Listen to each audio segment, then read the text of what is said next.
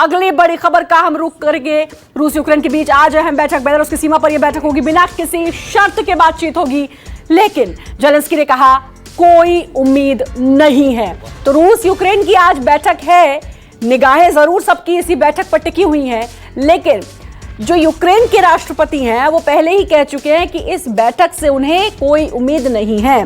वहीं दूसरी तरफ अगर हम बात करें रूस की, तो परमाणु जखीरे को हाई अलर्ट पे रूस ने कर दिया है इस बैठक से पहले। संजीव त्रिवेदी हमारे साथ, हमारे सहयोगी जुड़ चुके हैं।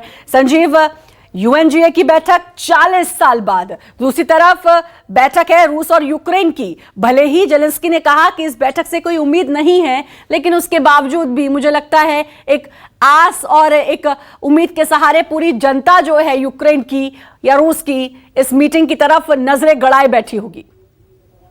या देखिए, एक लंबी अवधि के बाद ऐसी स्थिति उत्पन्न हुई जिसमें कि यूनाइटेड नेशन सिक्योरिटी काउंसिल के एक परमानेंट सदस्य के खिलाफ वोटिंग हुई और वोटिंग में बहुमत से ये तय हुआ कि यूनाइटेड नेशन जनरल असेंबली यानी कि संयुक्त राष्ट्र महासभा की बैठक को बुलाया जाना जरूरी हो गया। रूस विरोध करना था उसे, वो उसने किया, लेकिन 11 सदस्य देश उन्होंने कहा कि नहीं, इस प्रकार की घटना जो कि इस वक्त यूक्रेन में चल रही है उसके लिए संयुक्त राष्ट्र सुरक्षा महासभा की बैठक होनी जरूरी है और वो बैठक बुलाई जा रही है। अब इस बैठक में क्या निकलता है ये देखना होगा। भारत ने हमेशा से कहा है कि इस तरह के विवादों में वो स्टैंड नहीं लेता है और उसने स्टैंड नहीं लिया है। चीन और यूएई ने भी यही काम किया है।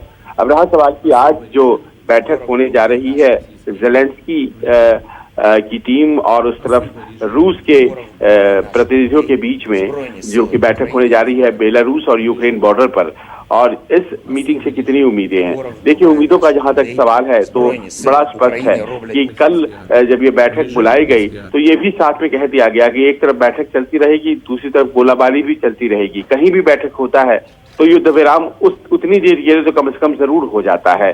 शायद यही वजह है कि ये कहा गया है जेलेंस्की के द्वारा कि उन्हें बैठक से उम्मीद नहीं है, खासतौर पर इसलिए भी नहीं क्योंकि परमाणु जखीरे को अगर कोई देश सक्रिय कर रहा है और दूसरी तरफ शांति बैठक में आ रहा है तो इसके क्या मायने हैं। आज 5वां दिन है और संकट जारी है यूक्रेन पर, लेकिन लग रहा है कि धीरे धीरे यूक्रेन का पलड़ा भारी होता चला जा रहा है।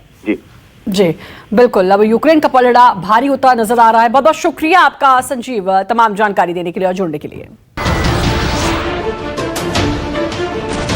नमस्कार, मैं हूं मानक गुप्ता। अगर आपको हमारा ये वीडियो पसंद आया हो तो इसे लाइक और शेयर जरूर करें और हां, हमें सब्सक्राइब और फॉलो करना ना भूलें ताकि आप देश और दुनिया की कोई खबर मिस ना करें। तो जुड़े रहिए हमारे साथ और देखते रहिए न्यूज़ 24।